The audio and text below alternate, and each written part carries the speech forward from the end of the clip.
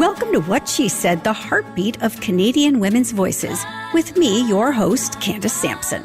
Here, we dive deep into the raw, unfiltered stories and triumphs of women from coast to coast.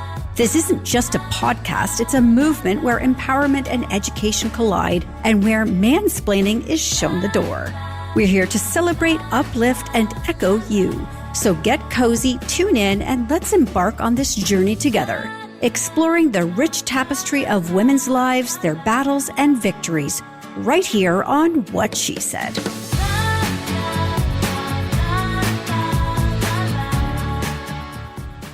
Well, I had no idea that schadenfreude could be so delicious, but last week's news cycle served up a buffet of it, giving the very worst people a generous dose of comeuppance. From Donald Trump's conviction to Robert Pickton's demise, it was a good week for the finding out portion of things. And then to kick off this week, we find out that Claudia Sheinbaum has become Mexico's first female president.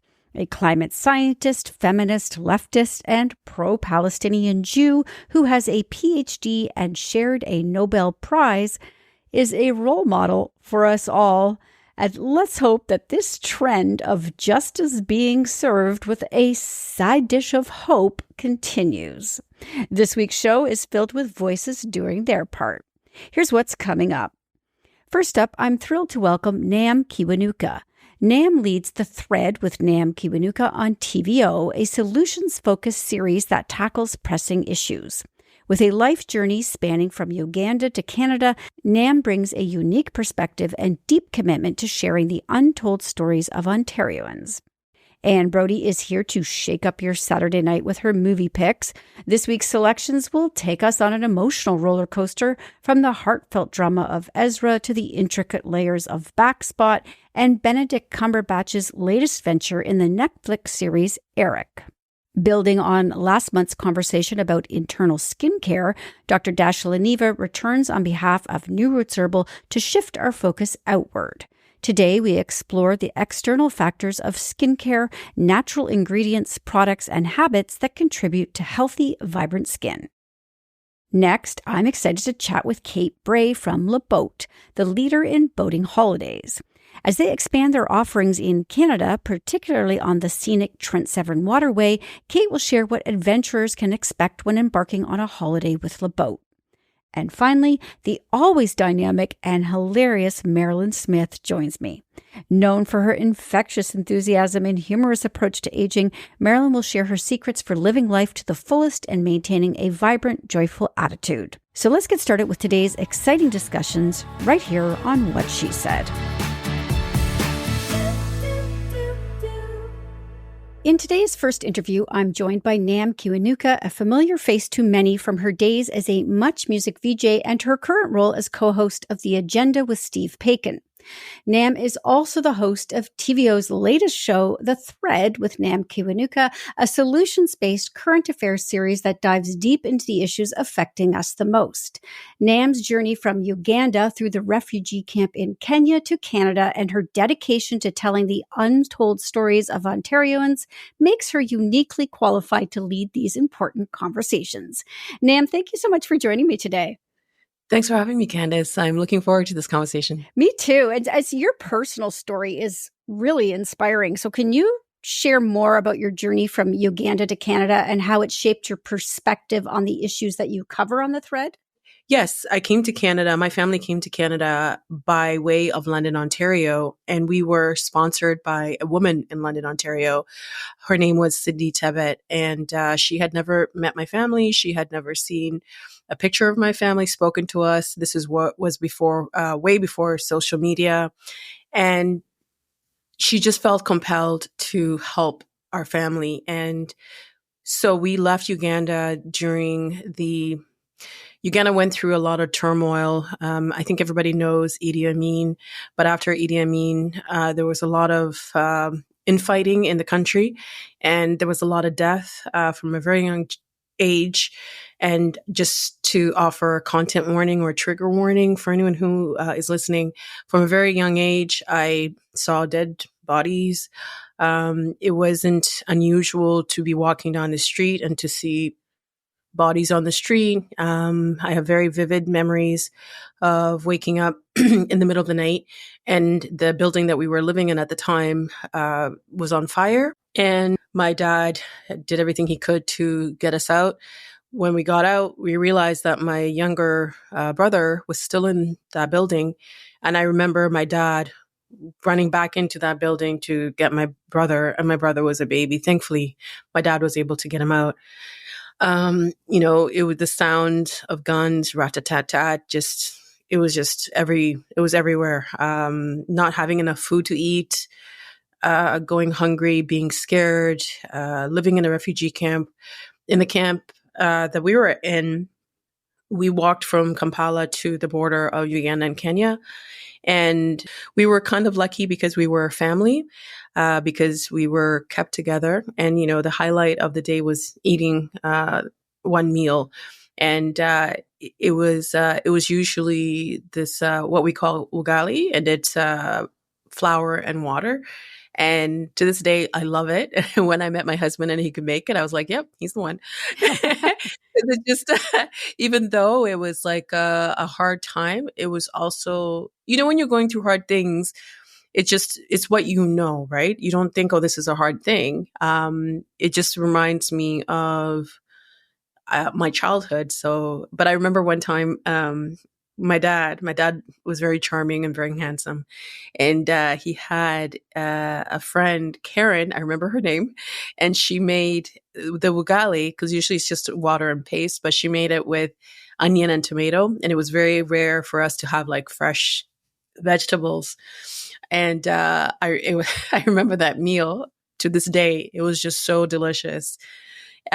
We used to have these beans that had weevils, like the weevils had bore into the beans. So people would actually use the weevils as currency. So you take out the weevils, because that's what you would get protein from. That's the only source of protein we had.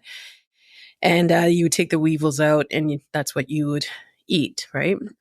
So when we came to Canada, my Sydney Tebbett, the woman from London, she met us at the airport, and immediately we were just family. But on the plane, funny story about culture, right? We had like ketchup. We called it catsup when I think that's what we called it in Uganda. And it was one of those, like, it was a delicacy. I think the equivalent of maybe caviar for some people. I don't know. I just remember, like, if I had catsup, it was just, oh my God, it's amazing. And so we're on the plane, and we're like, why did they keep feeding us? And they kept feeding us. We were just like, oh my God, there's so much food. This is amazing. This is what Canada's going to be like, all this food all the time. But they gave us a chocolate cake. We've never had chocolate cake. And it had icing. And my sister proceeded to put the ketchup on the chocolate cake because we didn't know what we were supposed to do with the chocolate cake.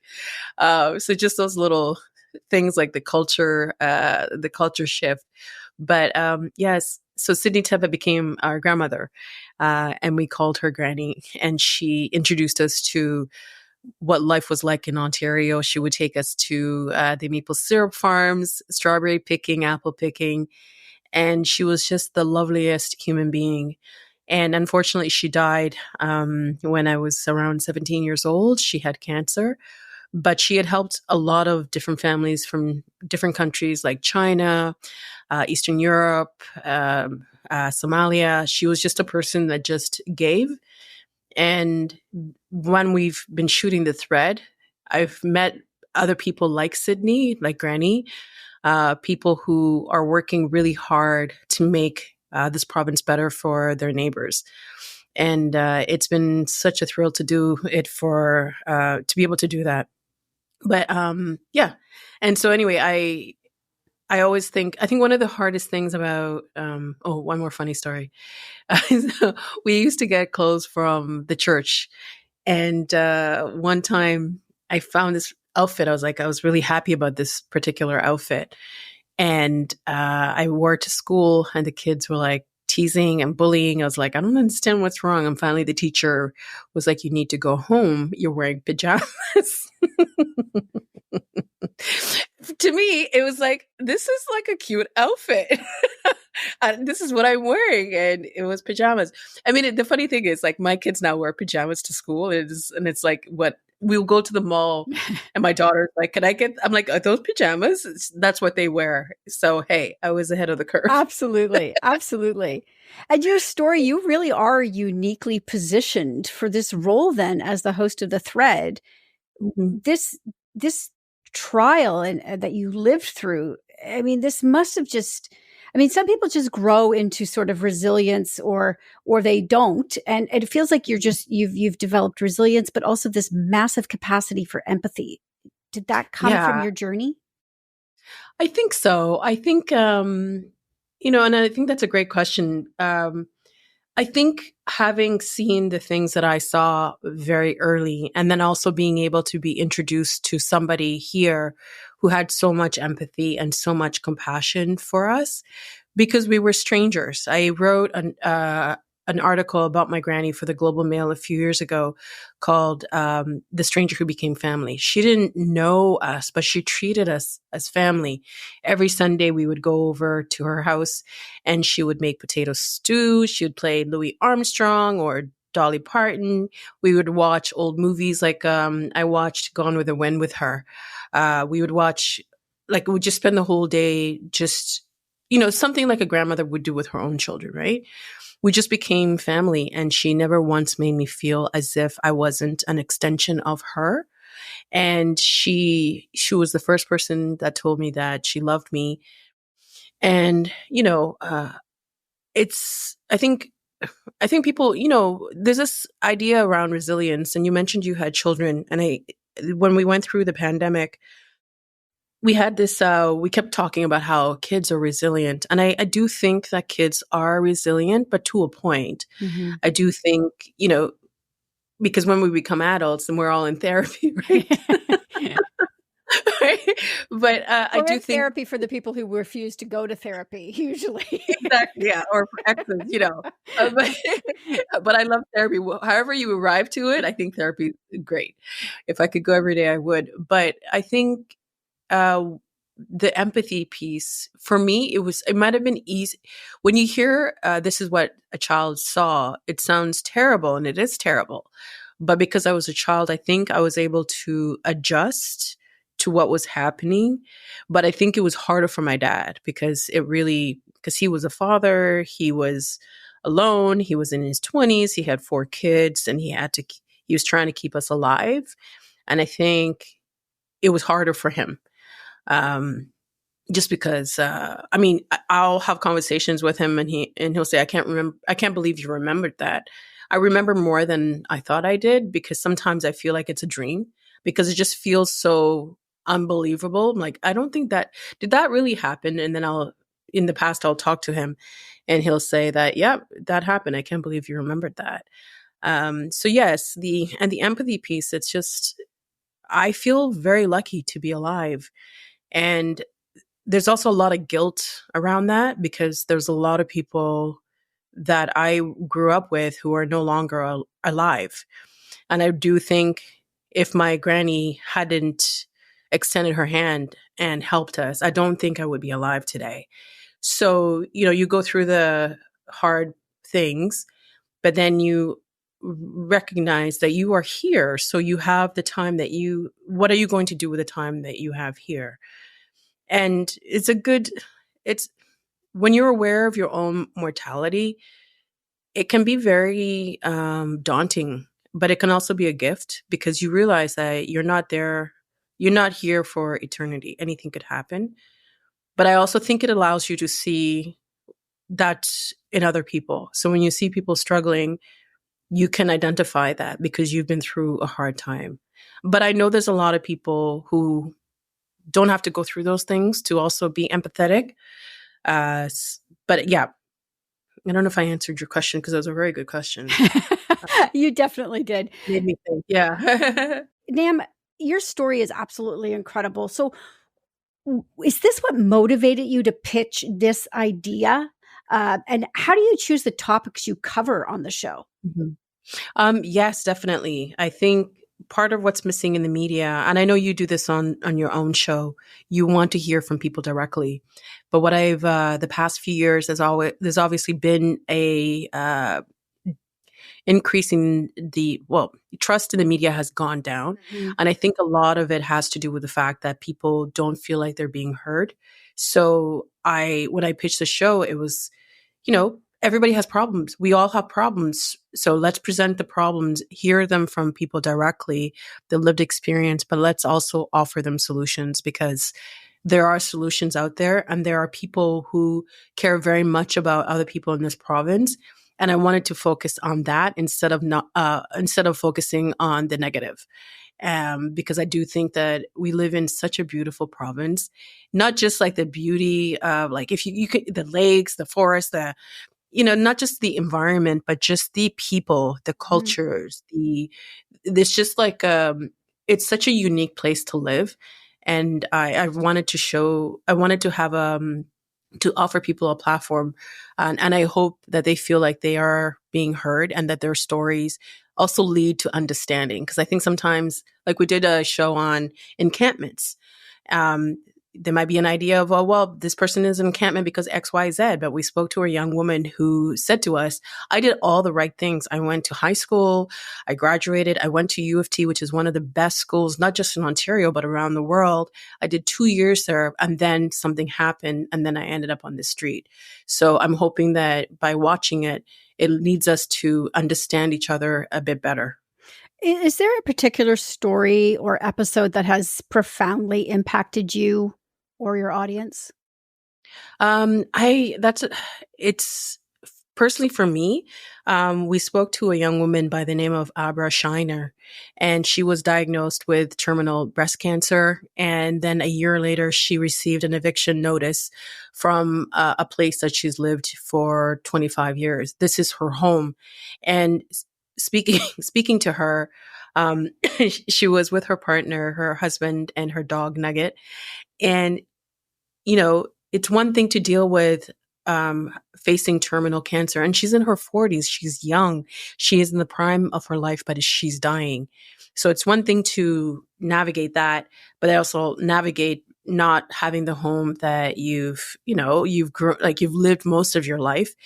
And she found a way to just keep positive and upbeat. And she wasn't just sitting in the corner saying, woe is me. She was still trying to live fully in the time that she has left. And I really hope that there's a resolution with her, because right now she's trying to stay in that home, but the landlord wants to move in a family member. And so she's going to court, but then she's going to doctor's appointments. And, she, it's like it's like that idea of you think your life is hard, but then you read, right? And it's not to have pity towards Abra. She does not want pity. But it's when you talked about resiliency, she's resilient. She's also determined to live with beauty, and her outlook is just something that is just so, it just made me think. And I think about her practically every day. Yeah, those stories hit hard, don't they? Yeah, and they stay with you. Absolutely. So with season 3 of The Thread premiering soon, can you share a sneak peek of what viewers can expect? Any new directions the show is going to be taking? Yes. Previously in the past 2 seasons, we used AI, and this season, we've decided not to do that. We want to talk to people directly, and the umbrella topics are the affordability crisis. But again, if you hear that, you're like, I don't want to hear the bad news. It just sounds tired. No. But we are looking at different topics. We have the housing crisis. We're looking at international students, stress and how stress impacts our bodies. We also have an episode on dementia. And the episode on dementia was it was one of those learning experiences that I hope when people are watching it, they feel more empowered. The reality is by 2050, 40,000 Canadians are going to have dementia. And one of the experts we spoke to said, if you don't have dementia, you'll know somebody who has it, or you'll be the caregiver. But there are things that we can do to put in, to help us get there in a way that we know how to navigate it. And there are a lot of people in this province who are trying to make it better. Like if we went to UHN at this place called AgeWell, and they've been working on innovation to try to allow people to age in their homes so they don't have to, once they can't take care of themselves, they're not, we don't forget about them, but they can stay in their own homes. So, and also international students. I have to say, international students also challenged my own biases. And I think as people who work in media, we have to acknowledge those biases because, there's this idea that international students are to blame for the housing crisis, the job, what's going on with jobs. And in reality is like these kids are contributing $22 billion to the Canadian economy, and they're being exploited in ways that we don't really hear about. And in the episode that we did, we talked to them and spoke to them about their experiences and the things that I learned. I was just I can't believe this is the stuff that's happening in this province. But again, on the flip side, we talk about the solutions and what can be done to make it better for them and to help them feel more welcomed in this province, and also to acknowledge that they are contributing to our province in many different ways. So I hope that people can walk away from the show feeling, not just educated as it sounds, because we're not here to teach people anything, but it's just like a window into what their neighbors are going through. And then again, a window into the other neighbors who are working to make things better for those people and to make this province the best province to live anywhere. I'm a very proud Ontarian, by the way. I don't know if you've noticed. Well, we do have a connection, Nam. I'm from London, Ontario. I grew up there. So I love that London was sort of your entry into Canada and Ontario. Yeah. So I want people to be able to obviously connect with you. I imagine you have social media channels where you're pretty active, and maybe you could share that and where they can find the show. Okay, I'm at NamShine on all platforms, and the show will be airing May 29th at 7:30 on TVO. That's the premiere episode of season 3. We're also we're on YouTube, so you can catch up on the previous seasons, The Thread with Nam. I think it's The Thread with Nam. Yeah, it's The Thread with Nam. And we're also on Instagram, TVO The Thread. Right. And yeah, we want people to watch, send us comments, ideas, suggestions, and also feedback. We're here to listen, and it's their show. This show is for Ontarians. Fantastic. All right, Nam, thank you so much for joining me today. Thank you so much for your time. I appreciate you inviting me onto your show. I appreciate it.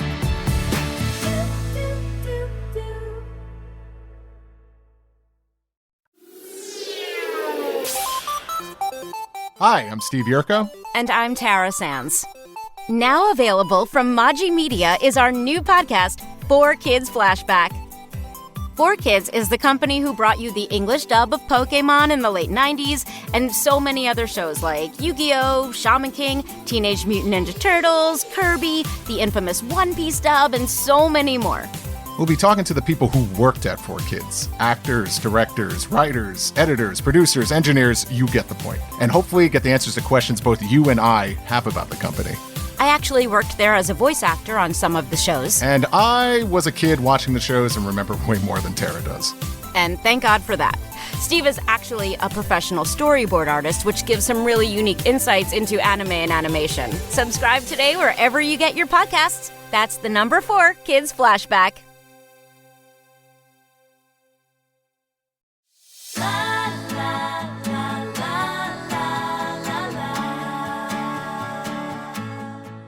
It's time for Saturday Night at the Movies with Anne Brody. And Anne, I have to tell you that this week's lineup sent me on an emotional roller coaster, and I am not kidding.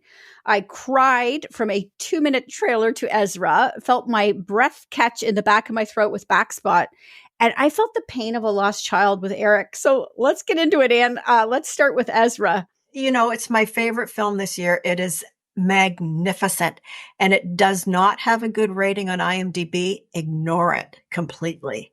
So Bobby Cannavale, who's a great actor, but he hasn't had a role so central in a while. So he plays the father of a young autistic child who is played by an autistic child. So it's an incredible performance.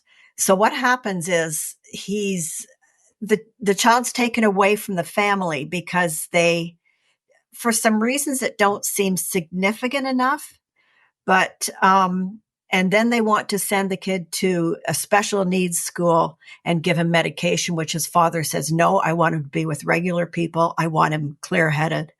And they have a wonderful relationship. He has a wonderful relationship with both parents. And it's, you really can't see any reason why, except he runs away sometimes, why he should go through what they're suggesting. So daddy kidnaps him. They go on a road trip. Oh, Max, the father, is a comedian. He's just landed a spot on Kimmel.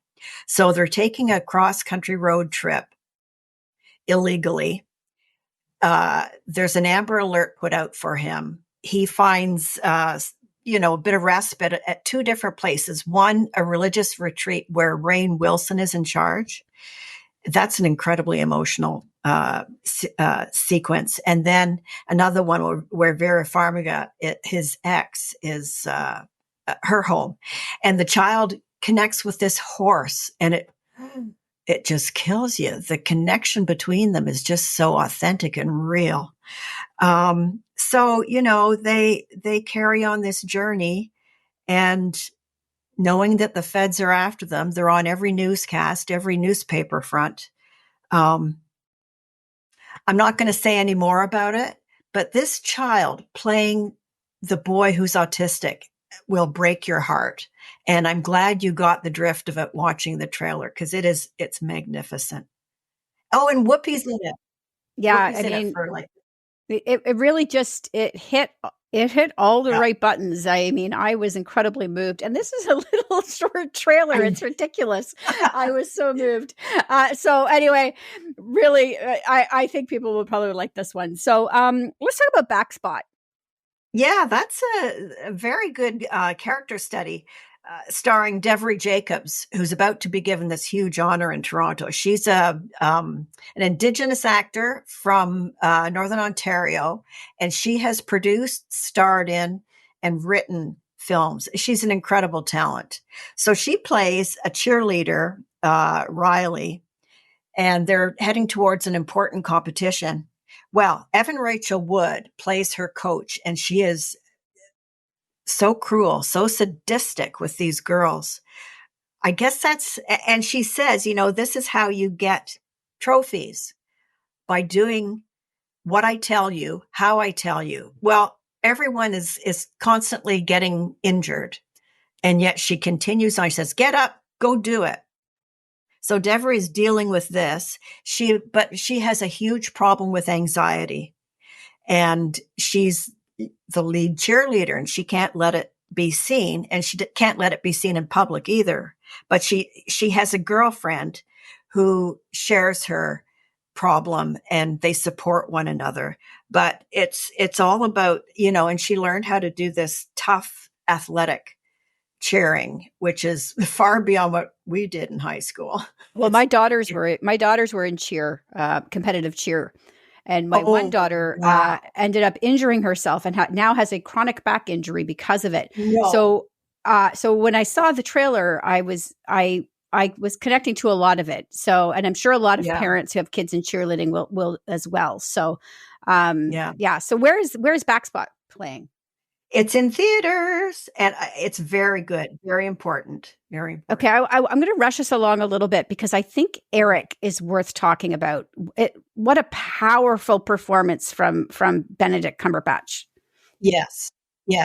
In a 6-parter on Netflix, and he plays a cartoonist who is constantly fighting with his wife in front of their young, impressionable boy.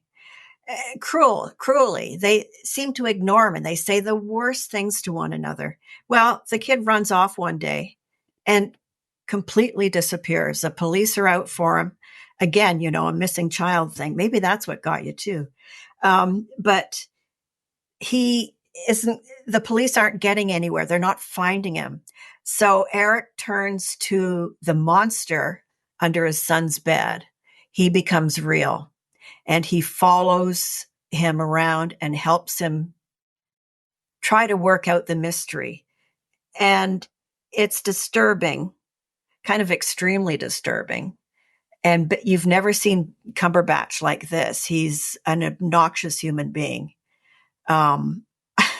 It's quite an unusual project for him, in my mind. I think he's trying to change his image from the heartthrob. If you'll notice, after that whole heartthrob thing, he disappeared for a while.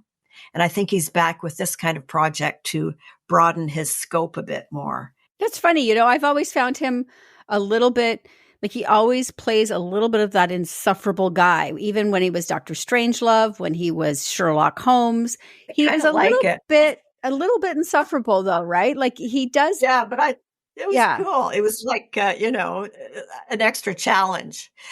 And he doesn't look as good as he used to look. Definitely. I noticed that. That's a terrible thing to say, but that's got to be for the part. You can't be mooning over this guy. So that's a worthy one, and it'll take you to strange places. Okay. So that's on Netflix.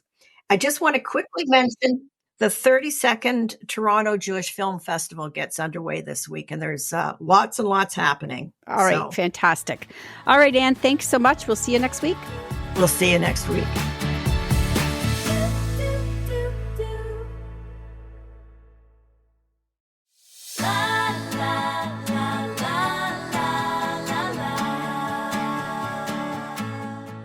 Last month, I was joined by Dr. Dasha Leneva as part of What She Said's ongoing partnership with New Roots Herbal to discuss how we take care of our skin from the inside out. Today, we're shifting our focus to the outside, exploring natural ingredients, products, and lifestyle habits that promote healthy skin. So, Dasha, let's dive into the world of external skincare. Welcome back. Thanks for having me. I'm so excited.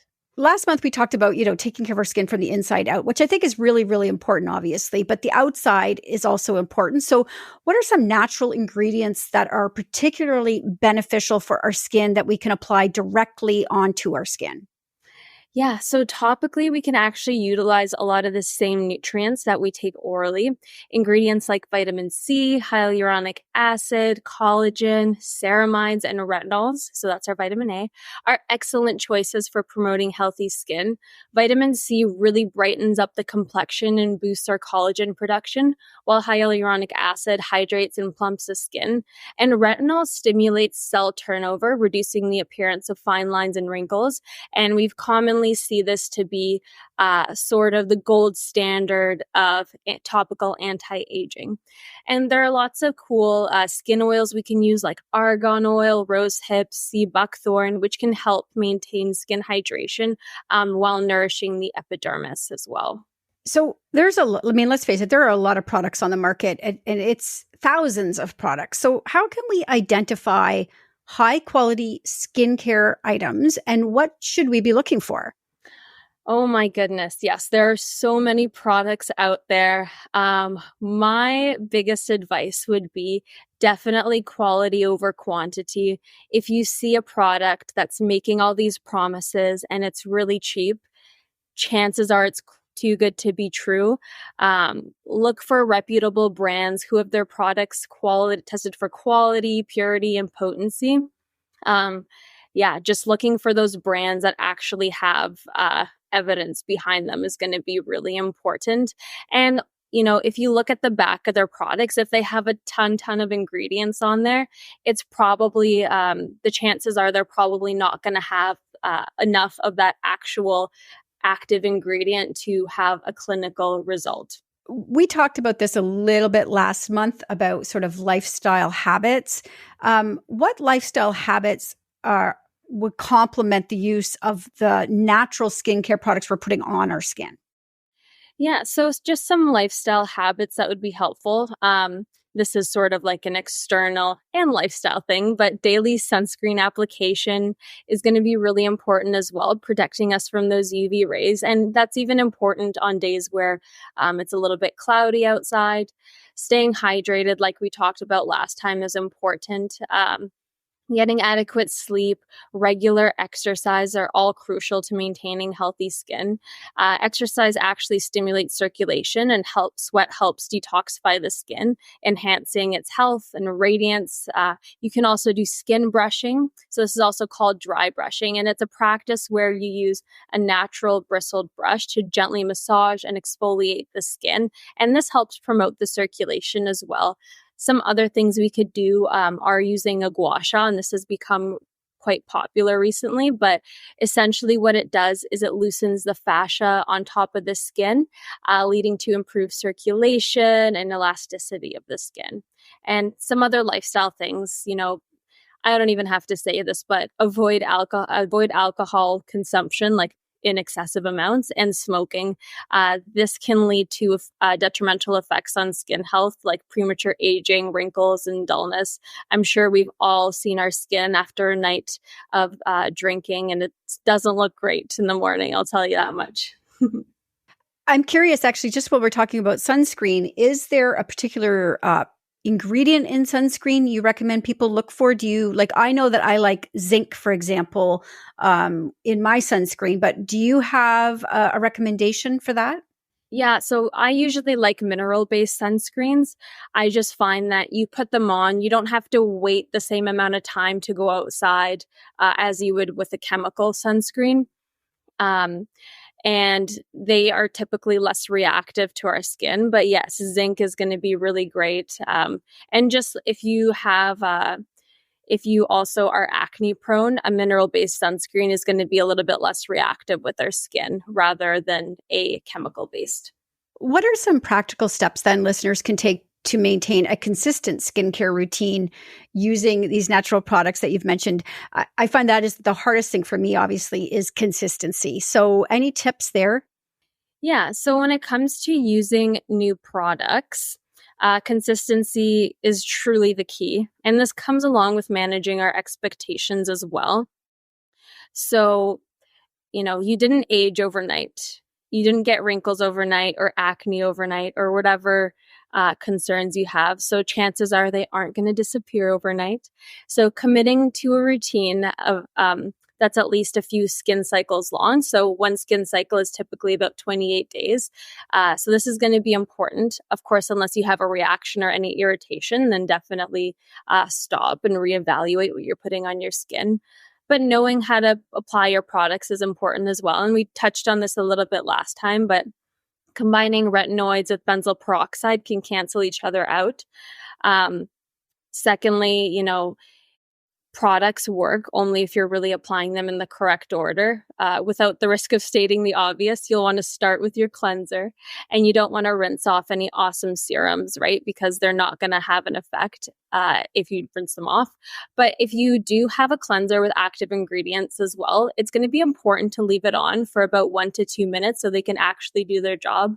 Oftentimes, we're kind of in a rush in the morning or we're going to bed, so we'll quickly wash our face and then just rinse things off right away. But that's not actually giving us time to have the active ingredient work.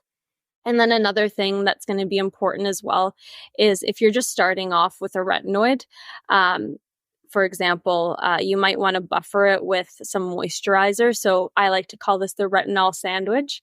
And this can lessen the the irritation that it's going to do on your skin. And then you can slowly build up to using it directly on your skin. But yeah, the biggest thing is stay consistent, don't give up, and make sure you sort of approach skincare from a holistic perspective. Again, getting those essentials like diet, sleep, exercise, and stress management in order. All right, fantastic. Any final insights you can share on integrating sort of the internal and the external approaches, which we've both discussed in these two interviews for people?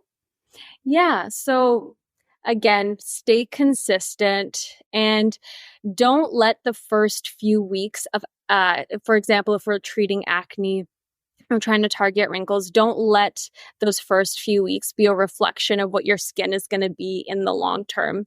These things take time, and things that stick and work also take time, right? So we can't really judge these first few skin cycles as like, oh, this isn't working. This isn't doing anything for me. Sometimes we just have to be a little bit patient with our skin.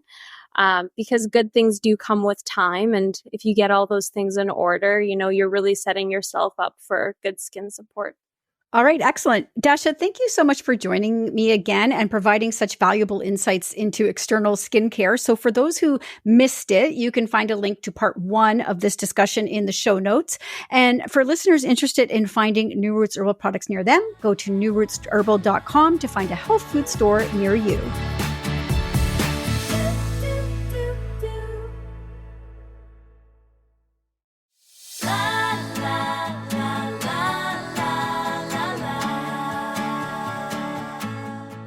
In this next interview, I'm excited to be joined by Kate Bray, the Global Sales and Customer Director for Le Boat. Le Boat is renowned for providing unforgettable boating holidays, and they're continuing their expansion in Canada.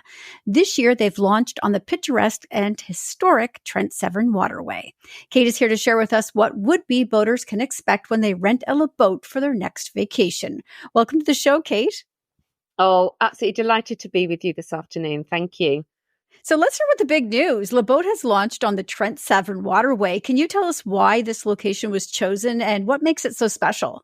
So on the Trent Severn Waterway, because it's located along the Otonabee River in Peterborough, Horseshoe Bay Marina was previously known to locals of the Peterborough area's Willow Bend Marina, but it's undergone a full refurbishment for us to open this season. And the location of where the marina is situated offers our customers the most idyllic starting point for exploring the stunning waterways region. It is an absolutely gorgeous area. I'm booked to go there in September myself. I cannot wait to see it. But for those who are unfamiliar with Le Boat, what can customers expect from a Le Boat vacation experience? So customers can expect the really slow pace of life, and particularly from the Trent Severn Waterway Marina. We are situated roughly between the Trent Severn Waterway, but the base gives easy access to the vast network of lakes, rivers and canals that the region has to offer. So customers can embark on a really wonderful cruising adventure, discovering the natural beauty of this area. Let's talk about the boats for a minute. What kind of boats are available for rent? And I think this one always trips people up. Do people need prior boating experience before they do this trip? So this is absolutely wonderful because you don't need any boating experience to hire with Le Boat. They are self-drive, easy to navigate vessels. And, it allows any type of customer, whether it's families, whether it's 3 generations, whether it's couples, the boats are really easy to use and can be stepped on board with a technical briefing and an area briefing, and customers can be on their way. And the boats come in several sizes, right? They do come in several sizes. And for us, we're really fortunate for our fleet. We have 2 cabin, 3 cabin and 4 cabin versions of the Horizon models. And that allows, different parties to have, a different size boat depending on how many people are on board. What are some of the highlights along this route that people can expect to see? I think it really is, the natural beauty. And because it offers such a vast network of lakes and rivers and canals, I think the wildlife, the little towns that you visit, and customers can really be able to explore at their own pace. Let's go back a little bit to the safety, because I think that people will say, well, I don't need any boating experience, but how do you ensure that people are safe and that the trip is enjoyable for them and they're not stressed out about navigating this big boat? And I think that's why we've made these boats so easy. They have been designed to make them easy to drive, with a steering wheel that is like driving a car with a forward and reverse throttle. So that's why no boating experience or license is required. Not many of our new customers have driven a boat before. However, they quickly realize how easy it is and soon become really confident in navigating the waterways. But our base teams are on board to tell them and to give them full briefings on everything that they need to know, and will accompany our customers for a short distance as well to make sure they're completely happy with all the controls before we hand them over. I always love telling people that on my first trip with LeBoat, I took a 50-foot boat out on the water and navigated it along the Rideau. And it sounds super impressive, but I've got to tell you, it was so ridiculously easy. And once you get over that initial fear, it is one of the most enjoyable, but also empowering experiences you can have. I think especially for women who might be a little intimidated by a big boat like that, it's so fun. So let's, tell me then, what sets LeBoat apart from other types of holidays, and why should listeners consider this for their next getaway this summer? So a boating holiday is active and relaxing. This is no beach holiday. There's plenty to do besides driving the boat. If you're not the one who's driving, then you form part of the boat's able crew. You can help handle the ropes when mooring, when passing through the locks. It's an excellent opportunity for family or groups to come together and work as a team. Then there's all the wonderful villages, towns and cities to explore, plus many of the locations along our routes offer a whole host of activities for families and groups to come together to take part in. But it is relaxing because, while there is lots to do, both on and off the boat, there is nothing quite like the tranquil pace of the waterways to slow you down. No one's in a rush. People take their time to talk to one another, wave as they pass, share their boating tales. And it really is that gentle pace of our boats that allows you to really soak in the scenery, appreciate the nature, and enjoy being together in each other's company as you travel from place to place. And if you'd rather skip the sightseeing, then sunbathe on the deck or have an afternoon siesta in your cabin. There's nothing stopping you doing that. Absolutely. It's an absolutely perfect vacation. I cannot say enough good things about LeBoat. Where can people go, Kate, to find out more and to book a holiday? Yeah, so leboat.com has everything that you need to know in terms of all of our destinations, inspiration, our boats, what you need to know, what is required in terms of the right kit to take, how to plan your vacation time. We've got recommended itineraries, everything to make your unique holiday the experience that you want it to be. And don't forget, our boats are home from home. They're totally equipped like a floating apartment. Absolutely. All right, Kate, thank you so much for joining me today. Thank you so much.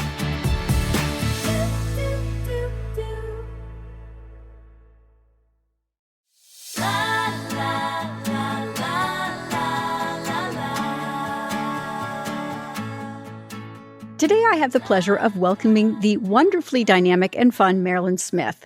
Marilyn is renowned for her enthusiastic approach to aging and living life to the fullest. With a career spanning decades, she has inspired many with her humor, positivity, and resilience. Today, we'll dive into her secrets for aging wonderfully and explore how she maintains her vibrant attitude. Welcome to What She Said, Marilyn.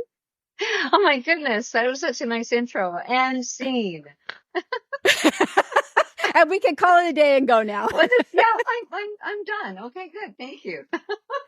So I have to ask, since we're talking about aging, can I ask how old you are? Is that still an okay question in 2024? It's really funny you should ask because I am a trained actor. And so as a female actor, you were never supposed to tell your age. And it bugged me because as I was getting older, I was like, no, I could, this is I'm happy to tell people how old I am. So I feel that I finally came out of the, my age hiding this year, and I turned 70 this year, and I'm telling everybody, because it's fun. No, it's fun to go, hey, I'm 70. And because people have these weird feelings about what 70 looks like, and 70 looks like a lot of different things. And this is my version of 70. And I'm really happy that I'm 70. I have friends who have never made 70. So I am thrilled to be alive and well and doing my best at living my best life. And because aging is a privilege, and I'm very happy to be here. And yes, I'm 70. How many times have I said it? I love it. I love it. Well, it's true. It's true, because I was listening to this thing today. They were talking about how as people age, they get happier. And I never would have believed that at 30. If you told me that, I never would have believed you. But at 54, I find that my happiness is becoming bigger and bigger every year. So I'm curious, where do you get your amazing attitude about aging from? Did someone model this for you, or is it something you've developed over time? Great question. My mom and dad, my father, they both lived into their 90s, and they were always very active. My mother had an accident, and that really, put the brakes on that for her. But they were great role models in living life to their fullest, and I always wanted to be like that. And as I've gotten older, I've seen that the people that I admire haven't let the number dictate what they do. And so I am constantly, learning new things. Like I've remodeled my career so many different times. I was a musical theater actress, and then I had an accident, and then I got into Second City. So like saying that, I don't know if you know, but in Second City, they always say in improv, yes, and so I feel like my life has been yes, and so, okay, this horrible thing happened, but this door opened, and let's go through. And my mom always said my dad was like Pollyanna, and I feel that I'm very similar to that, trying to find the good in whatever horrible thing happens. Not to say that I live in a dream world, because, you need to go through your bad things and accept them and then see how you can learn and go on. So I think it's a combination of my parents and some of my friends who are older than me, but just never wanting to be like stuck at home and, having nothing to look forward to. So I think that's kind of my motivation too. What advice would you give to women who are coming up behind you and to me, looking to age as gracefully and I hate actually saying gracefully. Let's just say enthusiastically, because we don't have to be graceful about it, right? Enthusiastically, as you are. That's funny. No, I agree. Because, when I looked for hashtags about aging wonderfully, I kind of came up with that one. Hardly anybody was using it, because to me, aging wonderfully is about reducing your risk of developing chronic disease. And so it's not like, the external thing, although, how healthy you are, you kind of wear in your body. But I want to reduce my risk of developing type 2 diabetes and cardiovascular disease and certain cancers. And so since I was in university way back in the 70s, I've been following a really healthy lifestyle. Sure, there's that time when you're in your 20s and you're nuts and you do a lot of crazy stuff. But I think by and large, most of my life as an adult, I've been, taking care of my body, knowing that this is the only one I get and that I don't want to just, muck it up too much.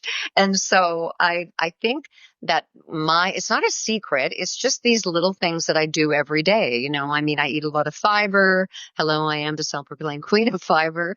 I really believe in the power of fiber. And it's so exciting because back in 1970s, when this professor talking about all these wonderful foods that helped you age better, I remember thinking, well, they're all different, but what's in common? And it seemed to me even then that it was fiber. So, and I'm sort of being proven correct. So that's kind of neat. So yeah, and I exercise and I try to have a positive attitude and I try to get enough sleep and I try to do fun things. So all of those little things that I've done over the years, I think kind of, you reap in a good way, as well as if you did a lot of not so good things that you kind of reap those as well. So it's looking to, I guess my attitude is, this is the only body I get. And I'm honored to have this and I want to take really good care of it. Are there any misconceptions about aging that you would like to see debunked forever? Yeah, that we disappear and that we're not smart anymore and that, people, I could go on and on about this. A lot of my girlfriends are older than me and they said, oh, when you turn 50, you become invisible. And when I turned 50, I could see that that was happening. And it makes me it makes me so angry. And in our society, we've gotten to the point where young is better. And I don't agree. I mean, I was dumb as a sack of hammers when I was in my 20s. And like, I feel very wise now. And, I like telling people all the wonderful things I think are really smart. So I think that we need to, kind of reverse our thinking and go back to some of the societies that are, revere our people who get older. And like, what are your secrets? Share them so that I too can have this wonderful life. And so, I don't like the invisibility. I fight against it all the time, and I don't like to be negated or just dismissed because I'm older. So that's another reason that I didn't tell people what my age was, because there is this sort of thing where they go, oh, she's what? Well, she's 65. What does she know? Honey, I know a lot. Okay. So now that I'm 70, I'm telling everybody. So yeah. I don't know what we're going to do about that either. Well, you alluded to it a little bit previously, but you said you're known as sort of the fiber queen now. So let's talk about your fart walk for a minute, because this was hilarious. Were you shocked at the response by that video? I was gobsmacked, overwhelmed, stunned. I had been doing fart walks on my Instagram stories I've been doing them for years, but I started actually putting the hashtag on during COVID. My husband and I are both actors, and we thought, we got to entertain the troops. Let's put all the goofy stuff we do on Instagram. So I started hashtagging fart walk back in the, beginning of 2020.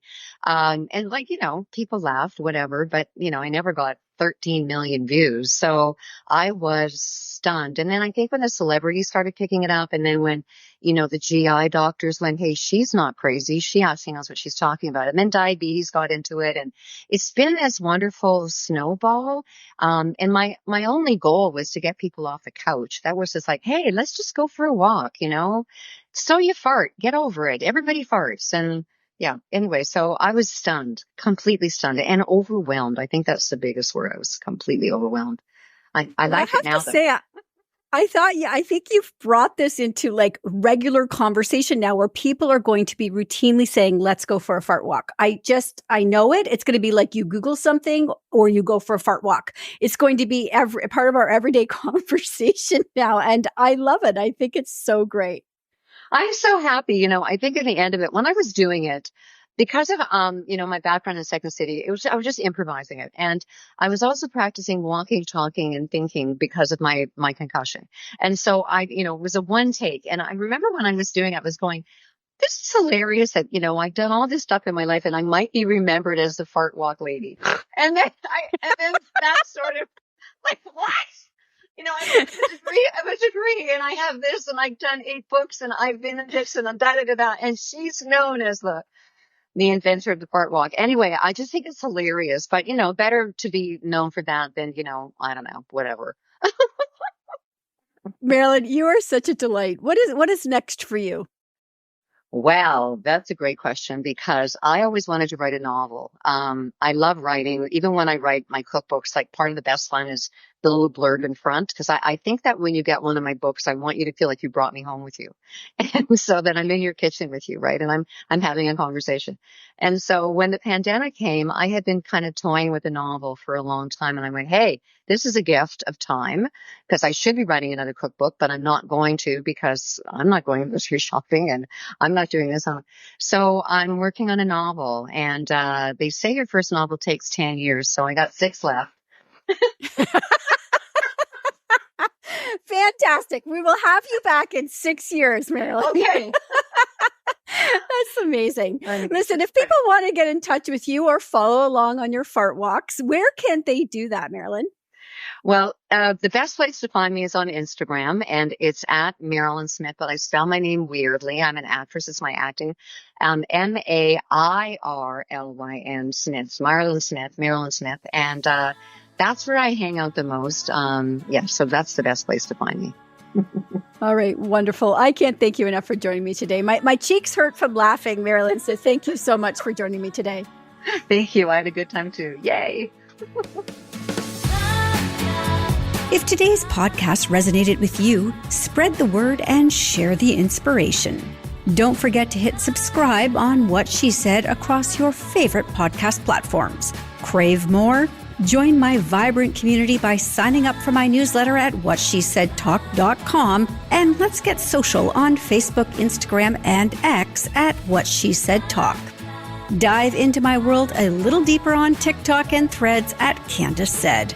And for those who love the airwaves, catch me weekly on 105.9 The Region, Blast the Radio, and 107.7 Pulse FM. Until next time, keep making waves, and remember, your voice matters.